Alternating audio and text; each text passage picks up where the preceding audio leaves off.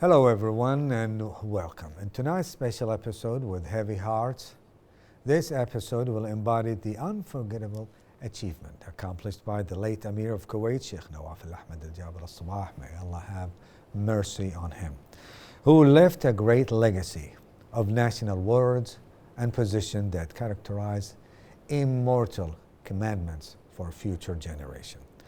The late Emir and father has passed away, but his words and deeds will forever be engraved in the hearts and minds of the Kuwaiti people.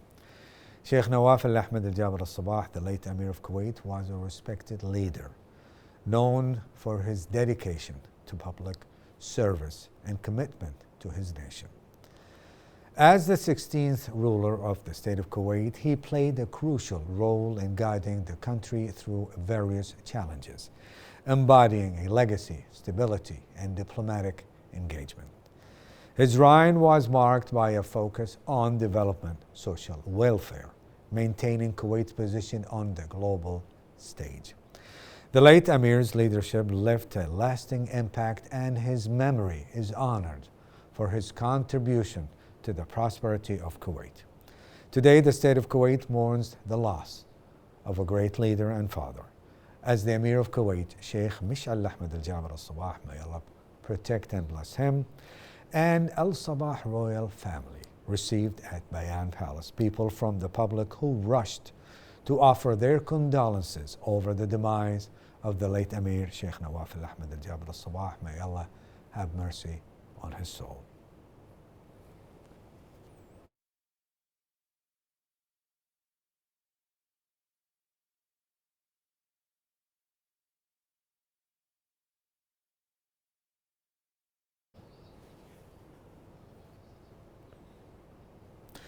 As you have noticed that we are still receiving many delegations, diplomatic and their majesties and the presidency of all over the world. At the moment, we are witnessing the delegation from the Sudanese, the brotherly state, RAD in Africa. They are offering their condolences to the newly appointed Emir, Sheikh Mish'al Ahmad Al Jaber Al Sabah, and a lot of delegations on their way to pay their respects and their condolences to the state of Kuwait and to their people and to the leadership of the state of Kuwait.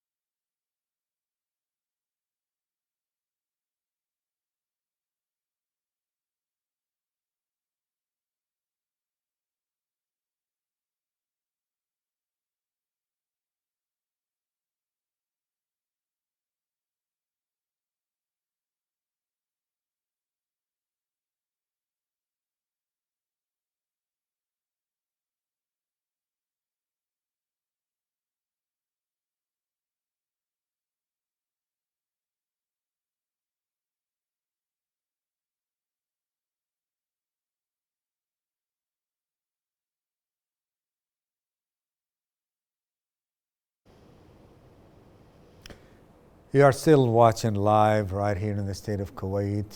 The delegation from Sudan is paying his respect to the leader of the state of Kuwait, the Emir Sheikh Mish'al Ahmad Al Jaber Al Sabah. May Allah protect him.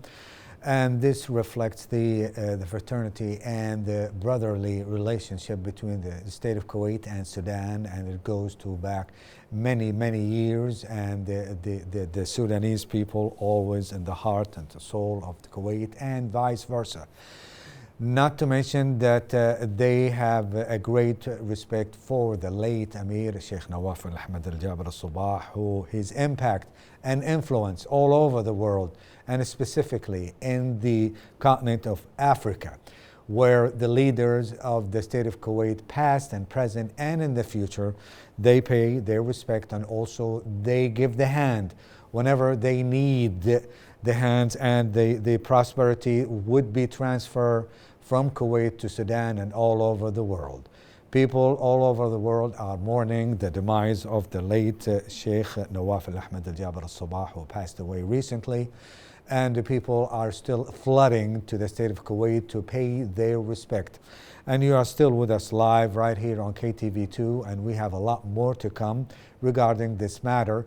And right after this, briefly, we are going to be joined with Dr. El Janfawi. He's a well and prominent guest at KTV2 and also KTV1. He is going to also pay his respect and tell us exactly how he feels and how he thinks that the world is going to change from one era to another era. So stick around, because we have a lot more, and you can witness it right this moment, live coming to you from Bayan Palace, the Sudanese delegation paying his respect, and his also the people of Sudan their respect to the newly appointed Sheikh Mishal Ahmed Al Jaber Sabah, the Emir of State of Kuwait. Stick around, you're still with us live, and these feeding pictures is coming to you live, and we are going to continue to bring you all the details on all the events as it follows and as it happens right here, live from KTV2.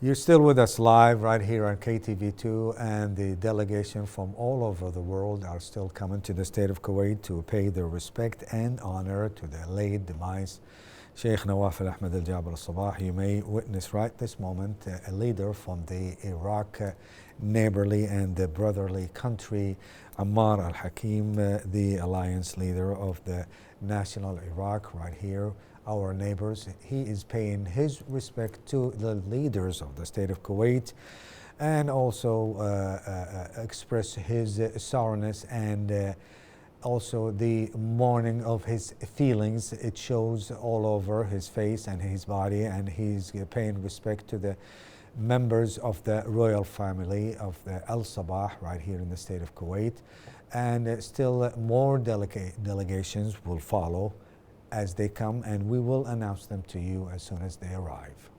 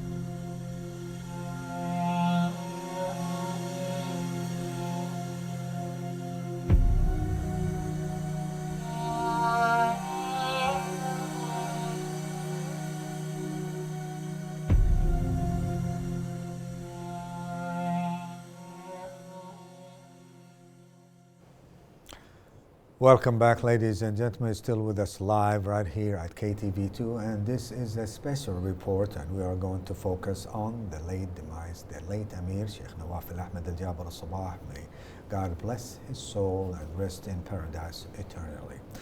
With us now live, Dr. Khalid Al-Janfawi, and he is a well-known and respected guest right here in our studio. Good evening, sir. Thank you so much for joining us. Good evening, sir. We all bear witness the amount and the event that it's taken place at the state of Kuwait, which we have lost the leader, our Amir Sheikh Nawaf Al-Ahmed Al-Jaber Al-Sabah, and all over the world are grieving with us, and they are showing their respect and mournings to the state of Kuwait and to their leader. You know that he nearly 6 decades he spent it in Kuwait and all over the world. And when I say 6 decades, I'm talking about a leader. He used to be just like a private citizen, and then he took a public office, and then he became a minister, and then he became a crown prince, and etc. His Highness has a very vital and imperative remarks on the entities on the state of Kuwait, the entities which belongs to the state of Kuwait. Could you tell us exactly what exactly he left, the legacy that he left, and for the generation to be studied and the generations to remember him by? I think the most important aspect of his legacy is the moral legacy he left us, specifically on his emphasis or the stressing of His late Highness of the importance of solidarity among Kuwaitis, and of course the unity among Kuwaitis. Doctor, I'm honestly very sorry to interrupt you. You are very well known that we are live and we are still receiving delegation all over the world, and I want you to bear witness with us that these delegations are paying their respect to the newly appointed Amir and the royal family Al-Sabah and the people of the state of Kuwait. That's why we are here, and we are still live with Dr. Khalid Al-Janfawi. And if you want to continue your thoughts, you may so. Sure. So the legacy of his late Highness the Amir revolves around the importance of the concept of solidarity in his own understanding of, if you like, of national unity. In other words, he emphasized the importance of Kuwaitis to be united in their, let's say, internal front and also on the external front. In addition to this, he also emphasized and stressed in many of his speeches the importance of cooperation between the two branches of government, the parliament and the actual executive branch of government. In addition to that, also the legacy is also a humanitarian legacy, a human and a humane legacy. In other words, he also stressed the importance of offering humanitarian aid to our brothers and sisters in Palestine, in addition also to helping millions of people around the world, those who are victims to, if you like, natural disasters and events. So his humility, his let's say humble behavior, his very let's say humble attitude toward life has been seen through his numerous interactions with the Kuwaiti citizens, either while he was going to pray at the mosque in his, if you like, in his local mosque, or while he was speaking to the public in any, if you like, formal gatherings. In addition to this, he always emphasized in his speeches to the Kuwaiti parliament or to the nation as a whole, the importance of the national unity and also let's say the commitment of Kuwaitis to their own country. So he emphasized and he also encouraged the younger generations of Kuwait to work to improve, let's let's say, the the economy of Kuwait, to get the training they need to join the workforce. He also had a very special understanding of the relationship between a leader and his own people. This relationship between this, the late leader of Kuwait and the ordinary Kuwaiti people is a very special relationship, actually based on the family unity. In other words, the concept of the family in Kuwait does not just represent the nuclear family or just ordinary citizen families, but in his own speeches, the late Amir emphasized this idea of the Kuwaiti family that includes all sections of the Kuwaiti society. And I think if this represents anything, it represents his far-sighted, if you like, understanding of politics, and also his let's say tolerance, his understanding of the needs of his own people. He has always been known as being the Amir of mercy, the Amir of cooperation, the Amir of tolerance, and we will always remember him as such. Not only that, we would love to mention that recently he pardoned lots of Kuwaiti citizens who are living abroad. Yes. And waiting to serve some kind of sentence, and they were found guilty by the court of law of some kind of crimes. Yes. And he pardoned most, if not all of them. Yes. And this is not something new for the leaders of the state of Kuwait. And his brother, Sheikh Sabah Al-Ahmed Al-Jaber Al-Sabah, may rest his soul, also they call him the leader of the humanitarian work. So his brother, the leader of the humanitarian work, and Sheikh Nawaf, may God rest his soul, also they call him the Amir of pardons. Yes. Because he pardoned, actually I do not have the number in front of me, but at least 100 or maybe more than 100 citizens who are living abroad, and they supposed to serve some time because they were convicted at the court of law. Yes. What do you say about that? Well, indeed, as you said, he is known as the Prince of Pardon, the Amir of Pardon, the Amir al-Afu in Arabic, as we say it. In other words, this is part of his moral legacy, this role of being the Prince of Kuwait, who pardoned other Kuwaiti citizens for offenses that they committed during, while were they using, if you like, the social media in particular, in a way that was illegal. So, in addition to being, the Prince of Pardon, he was also, was the Prince of Tolerance and That's acceptance. Correct. Dr. Al-Janfawi, I'd like to mention and notify our viewers that the newly appointed Amir, Sheikh Mish'al Ahmed Al-Jaber Al-Sabah, has concluded his reception for the delegations, and he is leaving the airport. May God rest his soul, Sheikh Nawaf Ahmed Al-Jaber Al-Sabah. He was at the airport receiving all the delegations, and you can see and bear witness in front of you on the live screen that all the royal family are leaving with him, and hopefully that he will rest tonight, and he will resume the reception tomorrow, and as he wakes up, and we will be live waking up with him and bringing you all the latest events as it happens. Dr. Al-Janfawi, your thoughts? And you were talking about the Prince of Pardon, Indeed. Amir Al-Afu.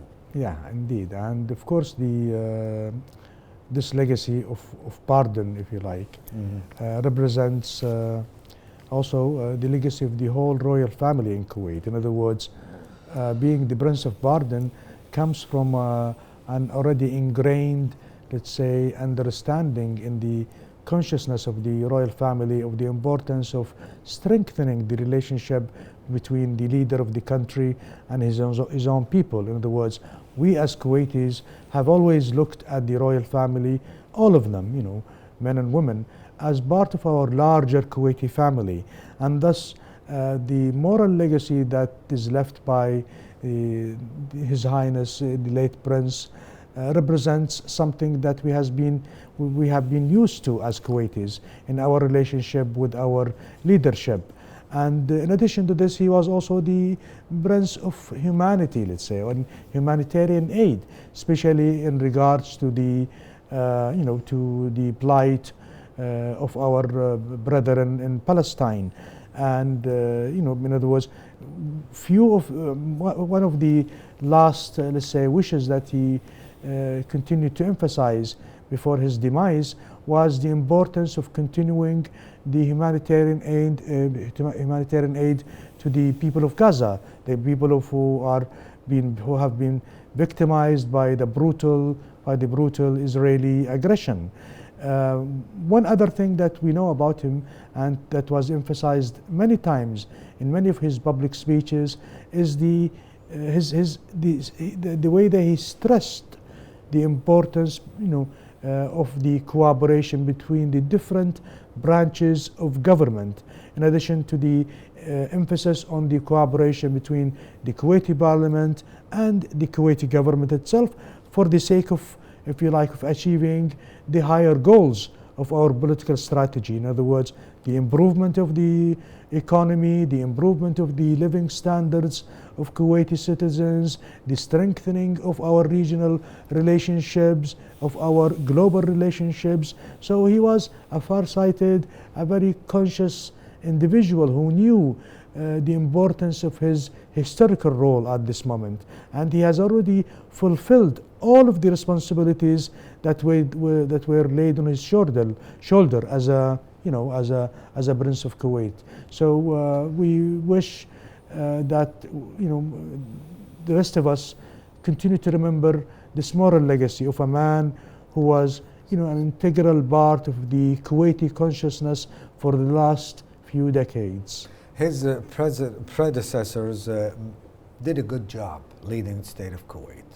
Sheikh Sabah Al-Ahmed, Amir Al-Qulub, the Prince of the Hearts, Sheikh Jabir Al-Ahmed, his brother, and so on and so forth. Sheikh Nawaf Al-Ahmed Al-Jabir Al-Sabah, may God rest his soul, he took a situation, it was in a chaotic region, conflicts all over, neighbors here, and we have a conflict in the Middle East, and we have some kind of a famine in Sudan and in Somalia, and so on and so forth.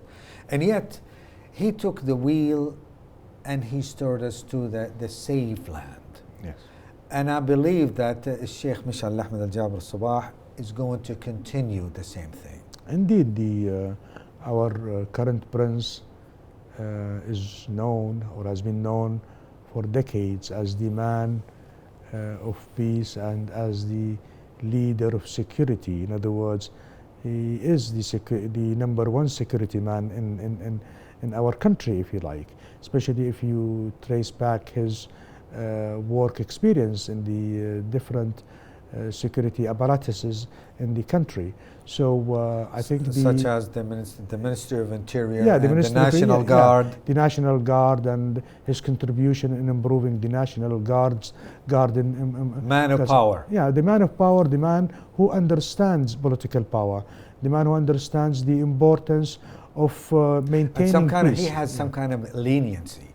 See, it's not only power. Yeah. He has another part of his personality, leniency. Indeed, and tolerance. Yeah, indeed. As we find in the different leaderships in Kuwait. In other words, all of the princes of Kuwait, the previous princes and the current, ruler of Kuwait, are known for their humanity, for their humane treatment of their own people, and also for their understanding and respect of the cultural identity of Kuwait. In other words, they always emphasize the importance of maintaining national unity.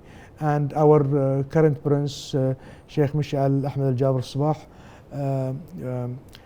God bless him, is known for his fatherly, if you like, role in relationship to the ordinary Kuwaiti people.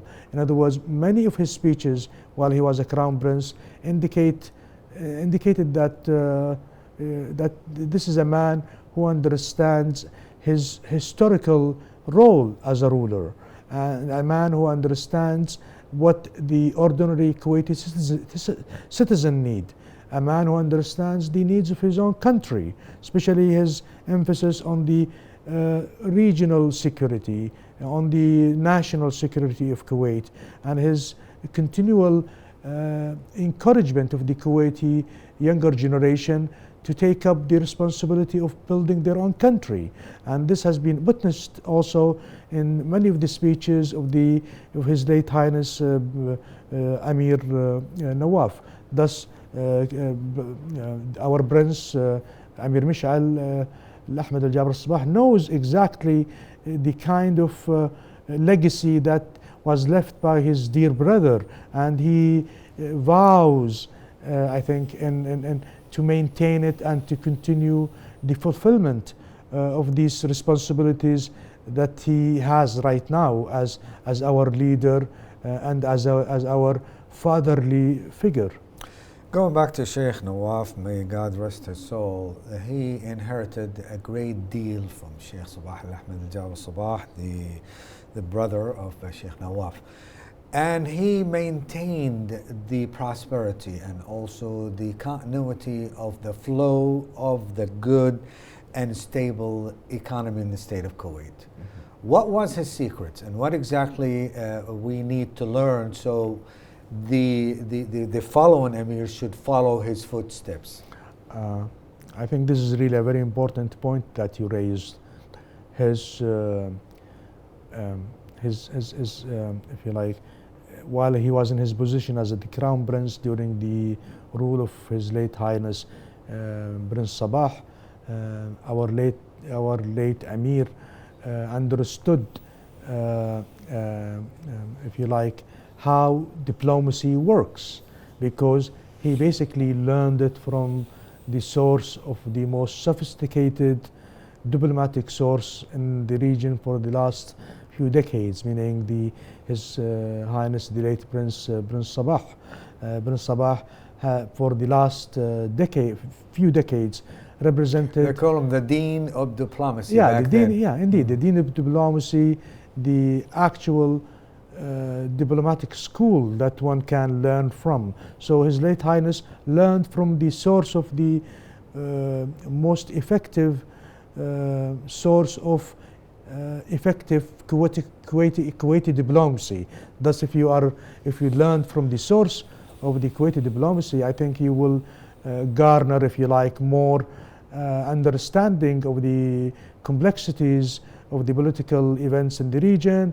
You would be able to understand how to solve issues, and I think all these skills, all these political and diplomatic skills, have been shown through his, if you like, emphasis on strengthening the relations between Kuwait and the Gulf region and the Gulf states, and his emphasis, or the way that he stressed, if you like, the importance of strengthening our relationship with our traditional allies like the United States and the United Kingdom. And he also, emphasized in many of his speeches the importance of maintaining a neutral political, if you like, approach in solving the problems and challenges that we face in the Middle East. I have a report to show our viewers, and after I come back, I want to think about the GCC and the role that he maintained the leadership throughout the years with his brother Sheikh Sabah Al-Ahmed. But let me show our viewers that moving on in sorrow and sadness, overwhelmed right here in the Kuwait at the news of the passing of His Highness the Emir Sheikh Nawaf Al-Ahmed Al-Jaber Al-Sabah at the age of 86, after a long and illustrious career spanning decades, including monumental milestones contributing to the development and the progress of the country. With his passing, Kuwait has lost one of its major figures, adding to the country's history and helped it overcome various challenges, leading towards a more prosperous nation. The late Emir of Kuwait, Sheikh Nawaf Al-Ahmed Al-Jaber Al-Sabah, may Allah have mercy on him, left a great legacy of national words and actions that embodied immortal commandments for future generations. The late Amir's spiritual existence will forever remain in the hearts and the conscience of the people of Kuwait and the world. More in the following report.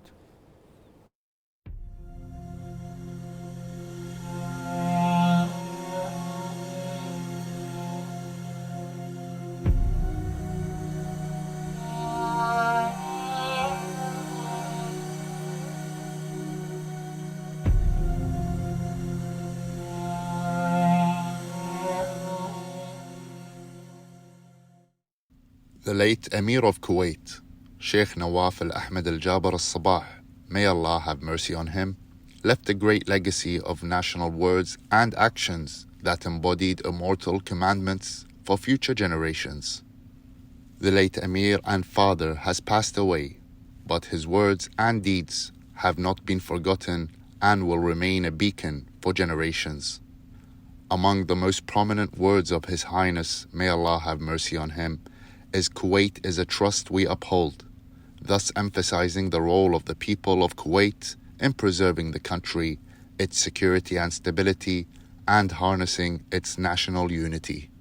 His Highness, may Allah have mercy on him, has always been keen to remember the necessity of cooperation between the state authorities and institutions, which he considered to be the basis for any successful nation. He pointed out on more than one occasion the importance of adhering to calm and purposeful dialogue without defamation or accusation, as well as standing up to rumors and seeking accuracy to find out the complete truth. The late Emir was focused on the youth and the promising generation as a priority and called for opening future horizons by preparing them with the best modern scientific and academic means and installing authentic Kuwaiti values rooted in our culture and heritage in the process of development and construction, as they are the future of the nation and its true wealth. He recommended that the people of Kuwait adhere to their unity and their high spirits, as they are the most powerful weapon to preserve the state of Kuwait. His Highness, may Allah have mercy on his soul, affirmed his pride in Kuwait's constitution and its democratic approach, expressing his pride in our Kuwait, a state of law and institutions. Thus, the great late Emir, Sheikh Nawaf al-Ahmed al-Jaber al-Sabah, had left physically, but will forever remain in the hearts and consciences of the people of Kuwait and the world.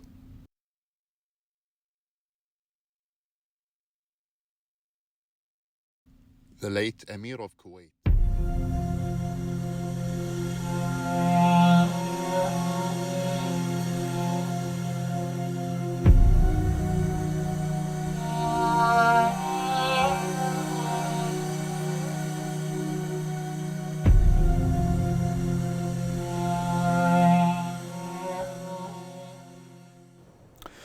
We're still coming to you live right here at KTV2. We are still in mourning because we have lost our leader, His Highness Sheikh Nawaf al-Ahmed al-Jaber al-Sabah, who left us. And hopefully to God that his soul is in paradise at this moment as we speak. And that's why we are still receiving lots of delegation. At the moment, they are taking a brief and they will continue tomorrow. In the meantime, we have in our studio coming to you live Dr. Khalid Al-Jinfawi. We were speaking about the legacy of Sheikh Nawaf al-Ahmed al-Jaber al-Sabah and what exactly he meant to the world. And to be more specific, the GCC countries. I believe that he left a great deal of emptiness because his brother, Sheikh Sabah al-Ahmed, and the elder brother, Sheikh Jaber al-Ahmed, built the GCC country, not the countries, I'm talking about the council, the ministers, all over the GCC countries. And I believe that Sheikh Nawaf helped to maintain the process to move on and keep on moving.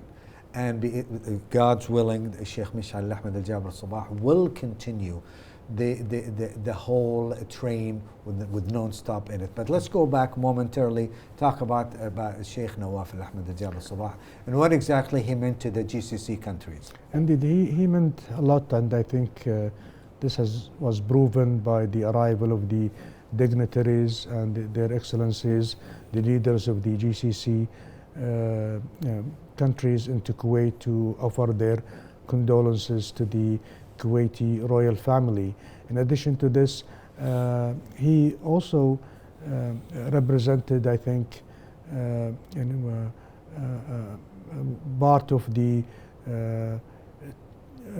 traditional and old, if you like, leadership of the region. In other words, he worked with many of the previous generation of the GCC leaders, and while he was, a minister in the Kuwaiti government, whether during the 1980s or to the time where he became the prince. So I think he will be missed. Let's stop about this moment for briefly here. When you say he used to be a minister, I believe that some of us not here in the studio, probably the audience, do not know what exactly we're talking about. He used to be the Minister of Interior. Yeah, and he was after that the Ministry of Social Affairs.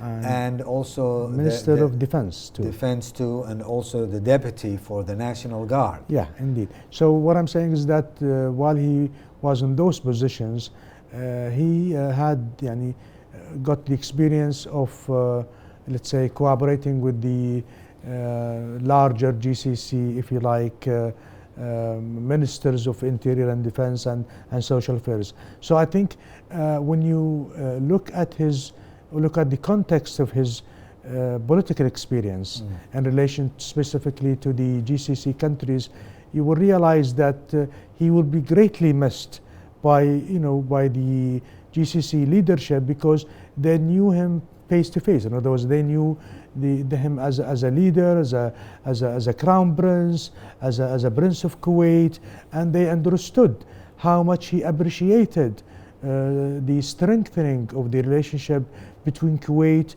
and the other brotherly, if you like, GCC countries, and because of his wisdom, of course, and because of his very positive reputation as a humble individual, as someone who was very religious and very moral and very humble. When you say humble and religious, I believe that you have mentioned that he used to pray with the common people. Yes.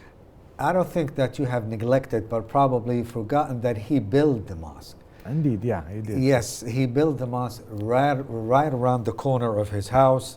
He used to go sometimes walking, and people, when he was the leader of the state of Kuwait, people were in shock. Yes. Look here, we have the leader, and he's praying with us. Yeah, indeed. See, people are starting taking pictures, and they posted it, and they took selfies with him.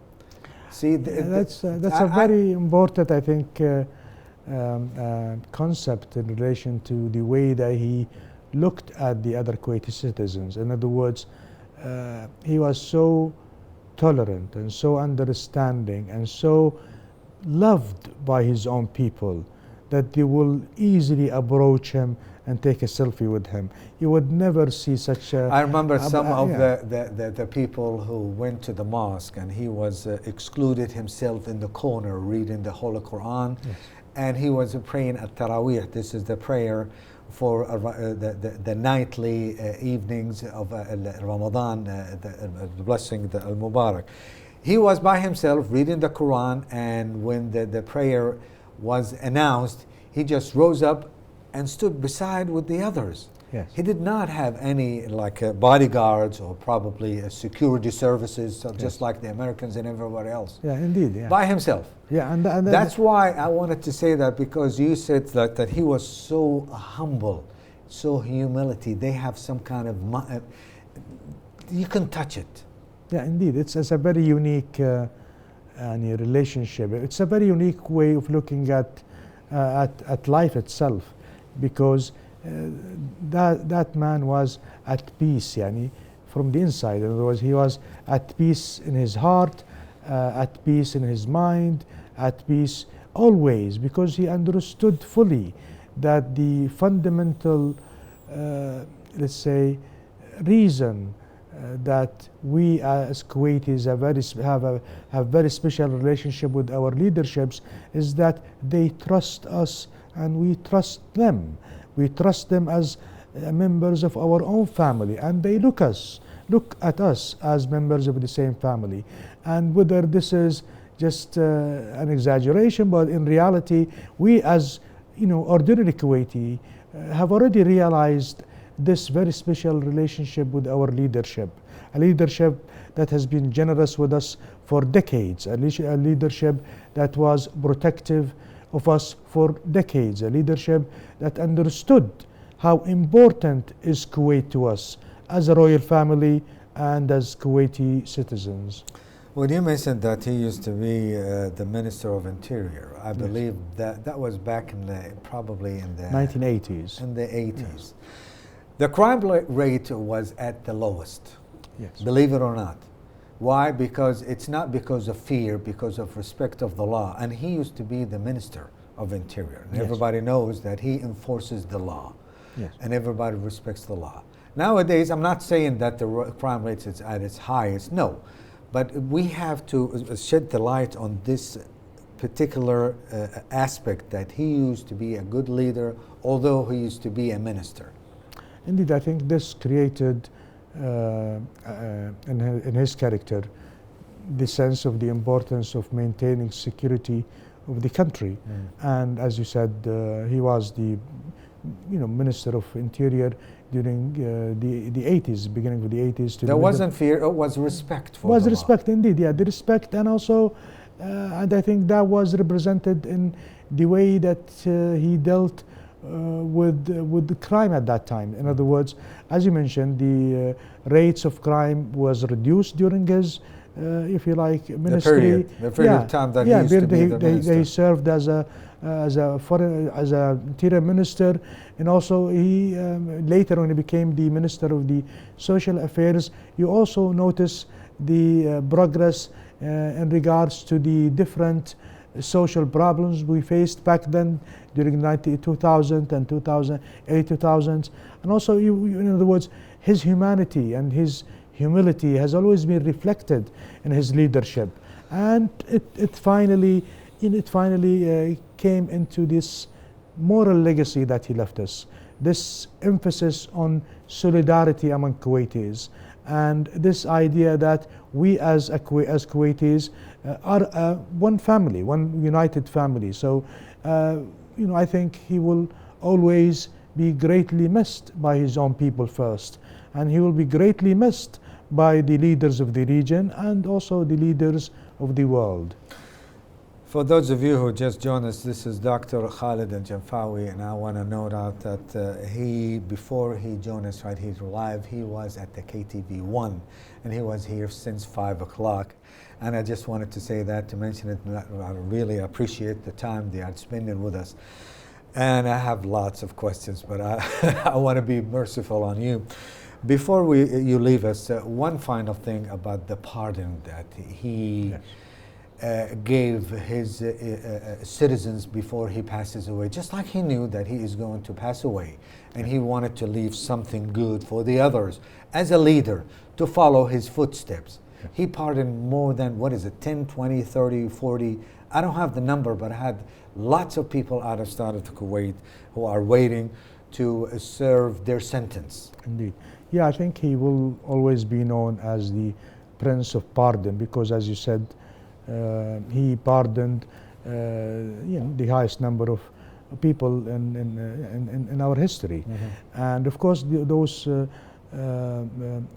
let's say crimes were not really very serious crimes. In other words, they were related more to the way that some individuals use the social media to express their feelings. But let's say sometimes illegally. So he looked at those political, if you like, descendants, or whatever you want to describe them, or political activists, as his own children, as his own sons and daughters. And I think he understood that he wanted to be remembered as the Prince of Pardon, and I think he succeeded in achieving that. Just like he knew that he is going to pass away. Indeed, and this is, if you like, a sign of, if you like, really of great people, people of great moral caliber. Dr. Anjafawi, always a pleasure to having you here, right here on KTV2. We appreciate your time, and we feel sorry for you because you are here since 5 o'clock. We appreciate that. Thank you very much. Thank you for inviting me. Ladies and gentlemen, this is the end of this special coverage of the passing away, the late Amir Sheikh Nawaf Al-Ahmed Al-Jaber Al-Sabah. We'd love to thank Dr. Khalid Al-Janfawi, and the Amir left us with a profound, and the passing away of the late Amir became a patent reminder of the leader who steered the country through social and challenges. The sorrow of his departure is deeply felt, and Kuwait mourns the loss of the respected figure whose contribution will forever be marked in the minds of the citizens and the residents of the state of Kuwait. Thank you so much for staying with us, and we have more and more tonight and tomorrow. Bye-bye.